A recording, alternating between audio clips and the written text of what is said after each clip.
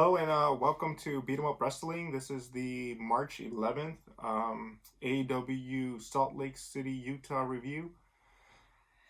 Yeah. There's a lot going on in the news, so We'll start off with that.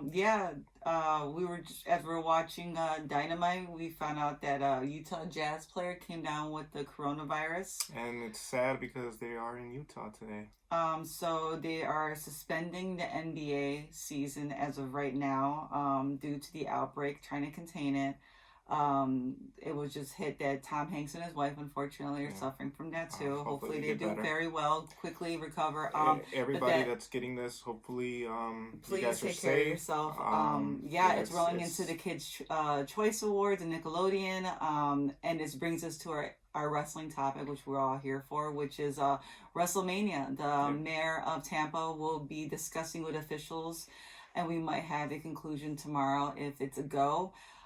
If he decides not to, there has been Stardom and other places have already done house shows where it's enclosed in an arena with family, friends that are, checked out, and they do have it, just no spectators. That's a way that WWE can go to kind of keep the momentum. I don't see them. That'll be a weird WrestleMania. It'd be a weird WrestleMania. I would just postpone it. I would postpone it, but then it's going to throw the rest of their storylines off, and I don't know. WWE can't recover from anything. WWE pays 40 different writers. They could come up with something. I think it's the safety of their employees and the safety of everybody there. Yeah, and it brings us to AEW. There were some people that we know traveled in for today for the match. I'm worried about just the safety of their roster.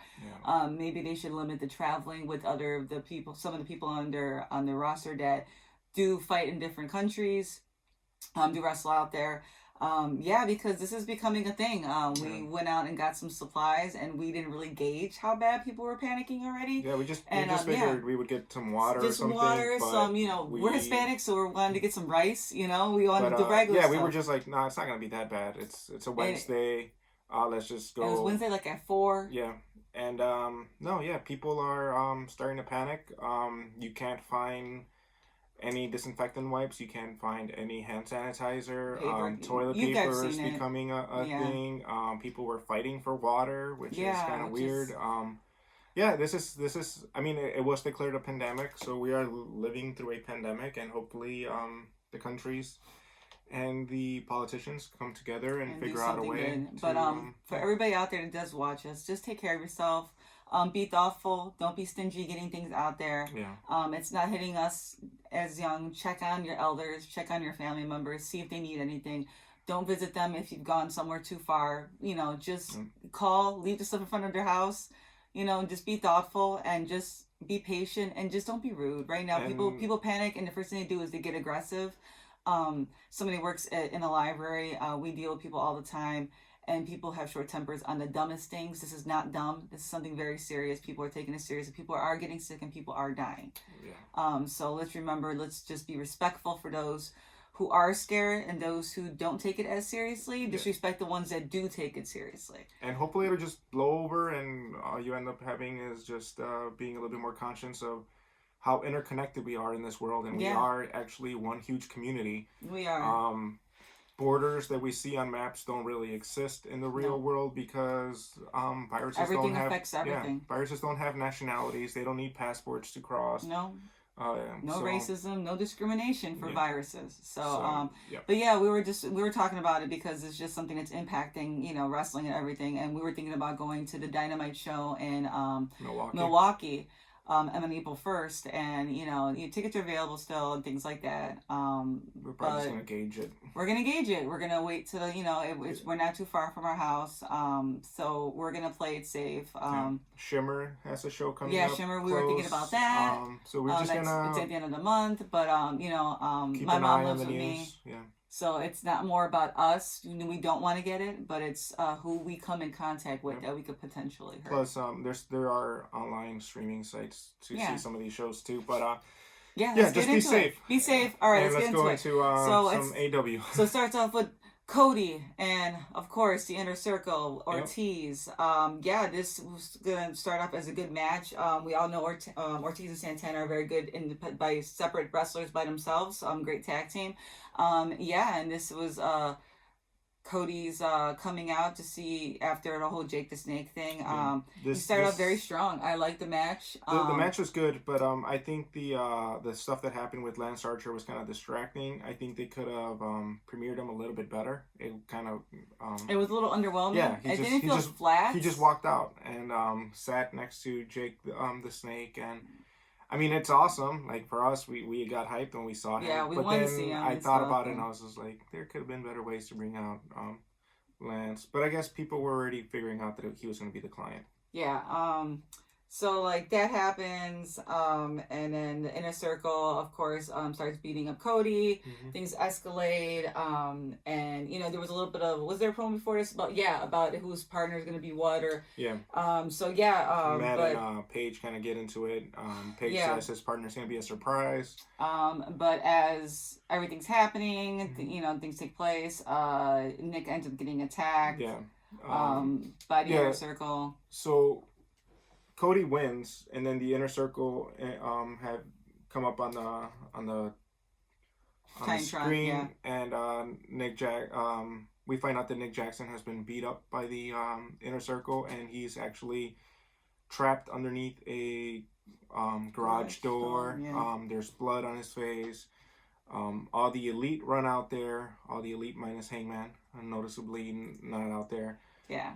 Then you see the Elite leave out on an ambulance and a car that Kenny Omega, I guess, was the one driving. It looked like somebody was driving, but like Cody, everybody leaves out, and so then you have like, okay, well, who's gonna be in the match with Hangman? Because everybody just took off reasonably to go to see if Nick's okay. Mm-hmm. So it leaves you pondering who's gonna be Hangman's partner. Which goes into the next match, which was Nyla Rose and B. Presley versus Cheetah and Chris. Great match. Yeah. I really liked the dynamic with B. She was really good. Yeah. Presley and Cheetah, they had some of the best interactions in this match. Cheetah was so good. We had the Holy Cheetah chants that started, which was great. Keep that up. I think this kind of exposed a little bit of Nyla. Because Presley and Cheetah just looked on a different level. Cedric Alexander was good too, but like you pointed out, there was, maybe she's still under the weather. Yeah, so there's like some when she like does her kicks to her like her real like her hard hitting stuff. When Cheetah does it, she does it with a force. Mm-hmm. Kind of like when Asuka does it, it's like a force. You can believe the impact. When she does it, I don't know if it's because she's taller. Presley does it too. And it doesn't feel believable. It feels like it shouldn't hurt as much. Not like once again, not saying Chris is not a good wrestler. Just there's some moves that kind of this give you a little bit and it was noticeable in this match. Mainly because I think like being like Cheetah were so damn good, and when Nyla she came in so smooth and like dominant too. So Nyla pins Cheetah. But then B comes in and basically comes after, attacks her from behind, picks up the belt, and basically is like, phone call, I'm going to come back and get that belt. So that'll be interesting. I think Presley is really good. She has charisma. She has really good ring talent.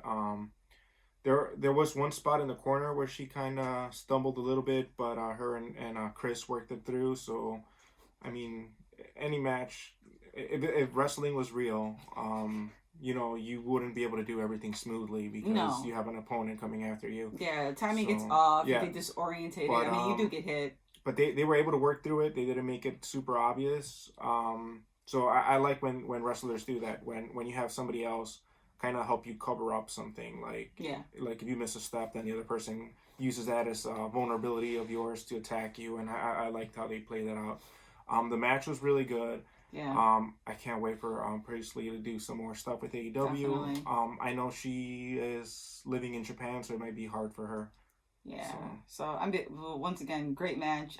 Definitely, if you want to see, if you don't know her from Stardom and you want to see some of her real talent, this was a very good match for her to showcase. I think this was one of her best AEW showcases. So definitely. Far. So then we come out with MJF, the Butcher and the Blade versus Jurassic Express. First off, it starts off with Luchasaurus totally knocking Marco in the face when he comes over the rope. But I mean, to be fair, the guy's super tall, like, and then MJF did a little bit of elbow mistake. I don't know if he hit the Butcher. I forgot which one it was. Yeah, he was in the corner. Yeah, he was in the corner. He kind of missed up. So it was like each team hit their own team member at one point. But the match was good. Marco, I like when he gets hyped up. He goes like Hulk Marco when he starts getting hyped, and he tells like...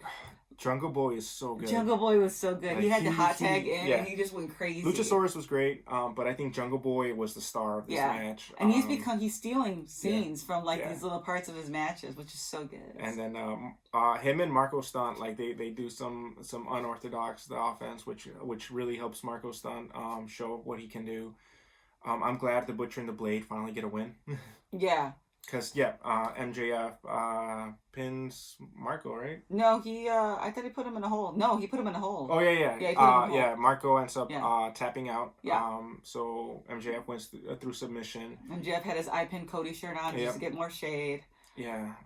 He had a really cool jacket on, too. Yeah, he had a pretty cool jacket on. But I also like, a lot of people don't like, I like when he's called Jungle Boy Jack. I'm with JR on that. Yeah. I don't know why I get hyped when he says it. It's like Jungle Boy, but then when he screams Jungle Boy Jack, it feels like you're missing something that Jungle Boy's doing. So your eyes automatically go up to the TV if you're not paying full attention to something. And most of the time we're trying to like live tweet and we're trying to, reshare stuff and do things on our Twitter. So we're active on Twitter during the live shows and pay-per-views if you guys want to follow us there. But it was a great match. Jungle Boy, I think he kind of stole it. Yeah, there was like Jungle Boy was 2 spots, right? Was amazing. I can't even. But it was amazing. Good. So then we get the Dr. Britt Baker doing her shade with the barista Tony Schiavone. She brings out coffee and does her little heel promo. Just about when you thought it was gonna get old and all right, Britt, we get it. Big Swole comes out. She comes out with her PSA, which is awesome. God. If you guys haven't seen The Elite, go watch The Elite. Go Elite, because I swear to God, I choked. I had to tag 2 of my coworkers on there because we get it. We get it, Swole. Tenderize that meat. We get that. But she threw massive shade. Britt came back and was throwing shade about her hubby, said her boyfriend, but she was like, excuse me, married, not husband. Yeah, she tried to throw. She threw shade at Cedric Alexander. As you guys know, Cedric Alexander got buried on Raw, and it's unfortunate because he's super talented. And they've been vocal about that, which is good for them. Cedric deserves a lot better than he's getting. Britt Baker tried throwing some shade at Swole, and Swole threw it back about Adam Cole. So it's nice. I like how they're kind of putting them as breaking barriers, but they're putting them as our guys are on the other side, and it's almost giving them a storyline of who's the better girl from the two, which is I'm normally not into that, but I appreciate the fact that it came out look, I'm married, you're not, it was good. Swole was good. I don't know why they didn't give Swole a mic sooner. Yeah, she's good on the mic. But I'm loving it. Yeah, I love this girl. I think she's going to be a big baby face going forward. Oh yeah, she's definitely going to be one to want to watch, one to want to don't miss her promos, don't skip on her. Don't skip on that, all right? But, so I just want to say really quick, I can't believe AEW put Cedric Alexander more over than WWE has ever done yet. So speaking of WWE, it's your turn. Put up Cedric. Speaking of bearing, watch Matt Hardy's video with... Is our dog want to go outside? You want to...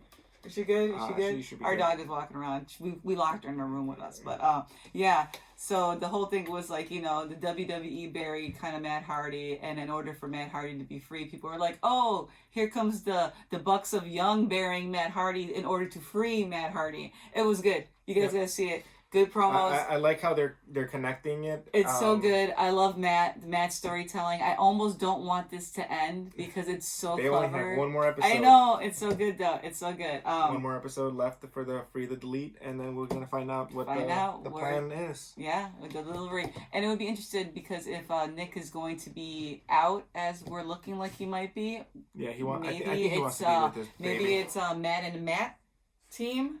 I don't know. Matt and Matt. Matt, 2 Matts, and Matt to the second power. I don't know. Whatever. We'll find out more. So yeah.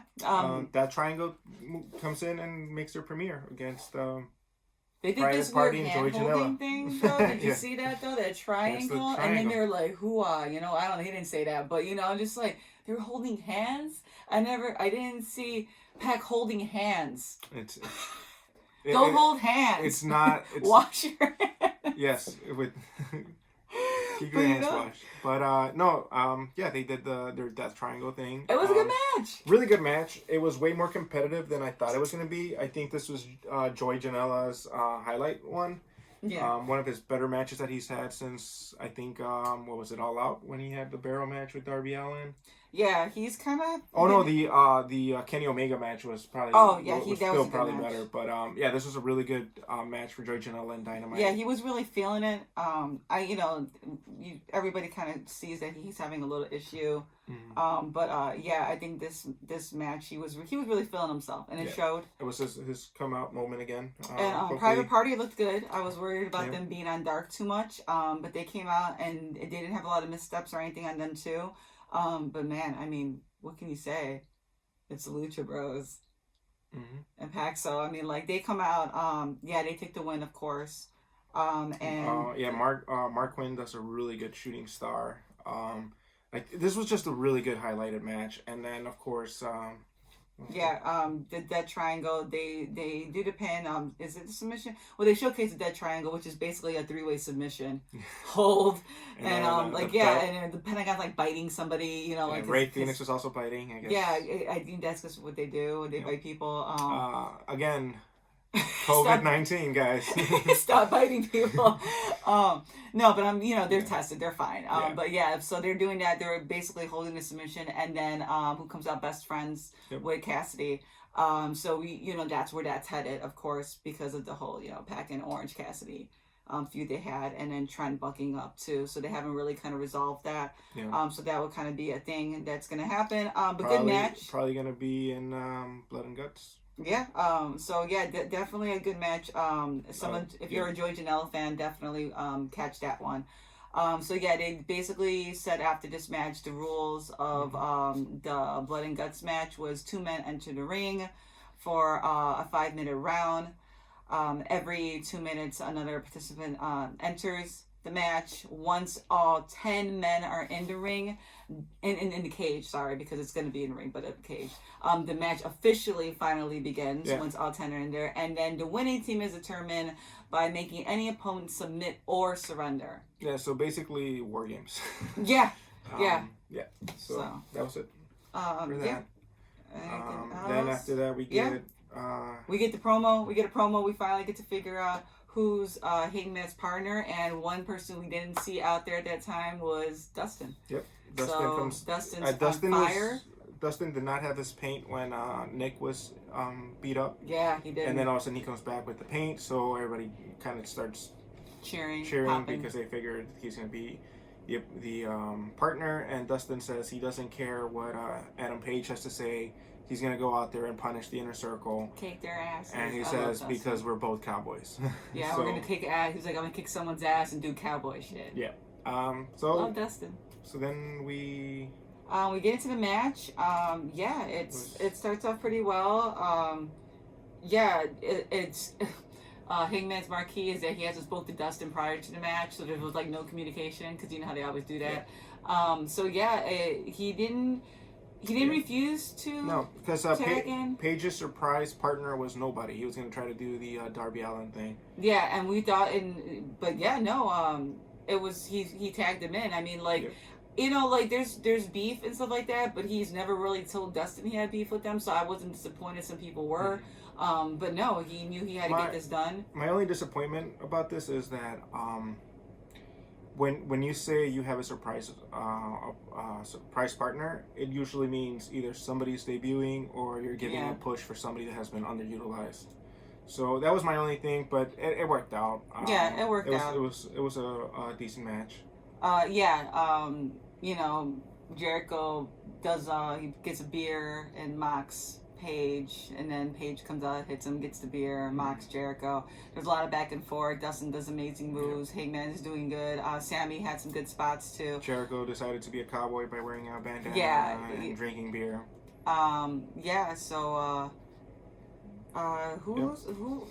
The Inner Circle wins.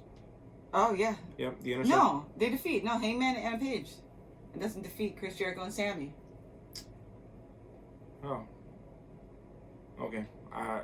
Yeah, I got it. So a bunch of stuff happens that confused me at the end because then the Inner Circle starts beating the crap out of them, and then Kenny Omega runs in. There's a huge thing. So yeah, there was a lot of people at the last second. Yeah, it just goes into chaos. So I guess. Yeah, so Kenny came back, and then Cody comes back. Then everybody's getting their butt kicks, and then they drag Hangman to the top of the stage, and it looks like they're about to powerbomb him into a table like they did to Mox. But then here comes Matt Jackson with an amazing super kick to the back of Jericho's head. Did the double spear. He was like, he was doing so good. And then he looks at Hangman. They have a moment because they're both children, and he flicks off Hangman, and then the sound of the chair hitting. Yeah, Jericho gives a chair, hits Hangman in the back of the head. I mean, Hangman, sorry, Nat. That was an unprotected chair shot again, wasn't it? Like, I feel like it was. So I didn't see him put his hands up. No, I didn't see him put his hands up, but yeah, and then after that they flick off the camera and it ends. We didn't talk about one promo that happened, which was the Christopher Daniels. This was earlier on in Can't Stand You, the Dynamite show, but we forgot all about this. He comes out looking like a TV preacher, and pretty much starts saying that the Dark Order are a bunch of losers. They don't really have an exalted one. It's all made up. Yeah. And to prove it, he's challenging Evil Uno and Stu Grayson one-on-one for the next 2 weeks. Yeah. And he knows that there won't be an exalted one coming out. No, and then he's all like, as he's doing the little promo, he cuts into like Fallen Angel CD, like Dark Order sucks, and like it was pretty funny. Yep. I enjoyed it. I'm glad he's doing some promos and things like that. But it ends with basically the Inner Circle looking tight as hell together because they're all on the same page. And once again, what is left of the Elite, or whatever is the founders of the Elite that was in AEW, are in shambles. They need to get their stuff together. So yeah. Yeah. So Blood and Guts in 2 weeks, right? Yes. Yep. So they still have 1 more week of build up. Which would be good. So it'll be interesting. My prediction is that Nick is not going to be cleared, and they're going to have to put in Dustin in for him. Yeah. What do you think? Yeah, I think so too. Yeah, I think Nick wants to spend some time with his family. Unless the week after the last Matt Hardy, I don't know. But Matt Hardy's the exalted one, right? I don't even know what's going on. I think it's Luke Harper. I think everybody forgot him. I think it's him. No, there's people that have mentioned Luke Harper. Yeah, he's supposed to come out in Rochester. Yeah, I think it's him. I think Matt. I think there's something going on with Matt and Matt having that, thing in BTE. So like, go back and watch that. I don't know. I would like to see Matt Hardy all of a sudden pop, and he's like one of the people in the team because Nick is not cleared. I would be. Everybody would go crazy that night. It'd be great. Everybody will switch over if you're not watching AEW that night, and it'll be great ratings for them. So, yeah. So that's pretty much... The broken mats, I don't know. The broken mats. But, yeah. Well, Matt Hardy did say the Abomination was taking over, so I don't know. Yeah. Anyways, that's... Yeah, that's it. Sorry, that's it, we're guys. all over the place. Yeah. We're kind of like, I don't know, we're kind of taken back by everything that's going on. We didn't think it would be escalating so quickly. Mm-hmm. Within just a 2-hour time period as we were watching Dynamite, so it kind of threw us off. But once again, we'll see you guys. We might be posting some new things over the weekend. We're trying to get more content onto the channel, but if you can, please like, subscribe, comment, retweet, do all that good stuff. Follow us on social media. I think that's about it. But everybody take care of yourselves. Wash those dang hands. Just be safe, and we'll see you guys next week. All right. See you guys.